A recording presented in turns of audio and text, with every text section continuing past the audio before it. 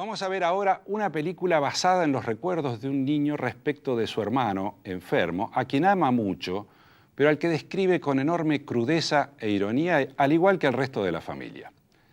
Prepárense para ver una película de humor negro, negrísimo, realizado en plastilina por el australiano Elliot.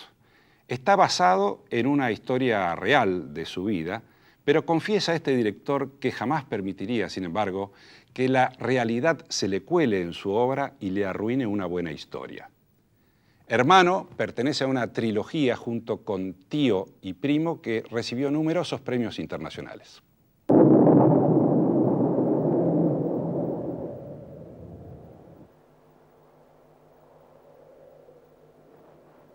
I was brought up in the suburbs, in a small red house, under power lines, with my mum,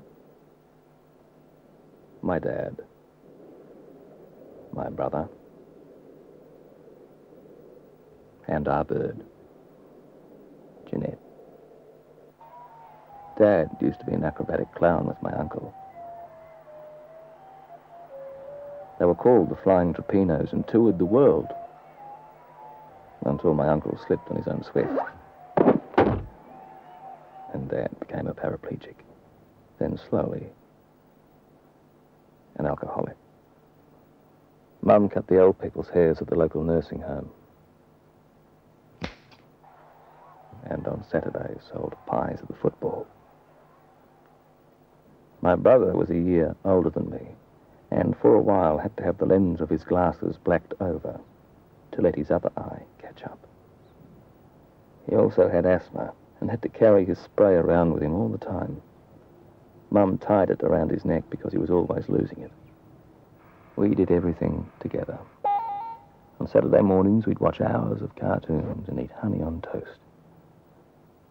We'd then run into the backyard to swing on the clothesline or kick the football at Dad's undies. We'd chase the chooks or burn insects with a magnifying glass. When we ran out of things to do, my brother would pinch money from Dad's wallet while he was asleep and leave a peppermint on his tongue. We'd then jump on our bikes and go down to buy lollies from Ruby's shop. Ruby was old and short-sighted. She had purple hair and big twisted veins on the back of her legs. I remember how her nipples poked out and looked like big walnuts. While she counted our lollies, my brother would try and steal something, anything. Once he took a pair of pantyhose, which he threw in the creek on the way home. Sometimes we'd visit Mum at the football and collect cans for money. My brother also collected cigarette butts and had 2 ice cream containers full of them. On the way home, we'd try and find some fresh concrete to write our names in. We never put our last names. My brother put other people's names, and even their phone numbers. If it was raining, we'd stay inside and draw. He was great at drawing. He drew all sorts of things. I remember a picture he drew of us standing by the letterbox. He didn't give me any arms. We also played with my brother's lizard Beef. Beef lived in his room and ate dead flies off the windowsill. Sometimes we'd feed him snails to eat as well. On Saturday nights, we'd have to have a bath together. Once my brother did a poo and was sent to bed without any baked beans. Sometimes I wish I was sent to bed without any dinner, especially when Mum cooked tongue. She said if we didn't eat our tongue, we'd be sent to a boys' home in the country where they'd shave our heads and make us eat tongue every day. At school, my brother got the blame for everything. He got blamed for doing a noise with his armpit. And he wasn't even there. He was at home with the chicken pox.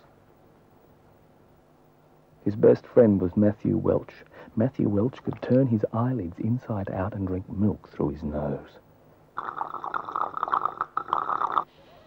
Once they got caught trying to smoke a tea bag behind the bike shed. My brother's face went all white, and he threw up his play lunch. My brother worried me. Often I'd go and visit Mr. Stewart next door. He had macrocephaly, which made his head really big. We'd sit for hours talking.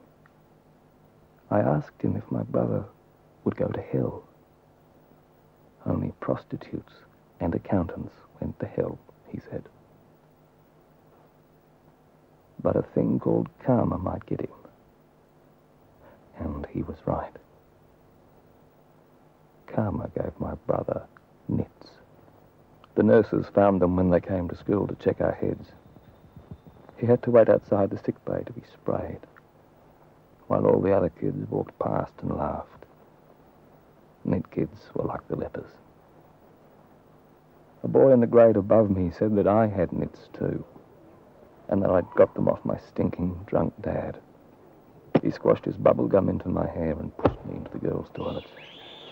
When my brother found out, he punched him in the eye and was suspended for a week. He didn't look for trouble. It seemed to find him. One of his chores was to bring Jeanette in at night and put a blanket over a cage. Once he forgot, and Mum found her the next morning, frozen to a perch.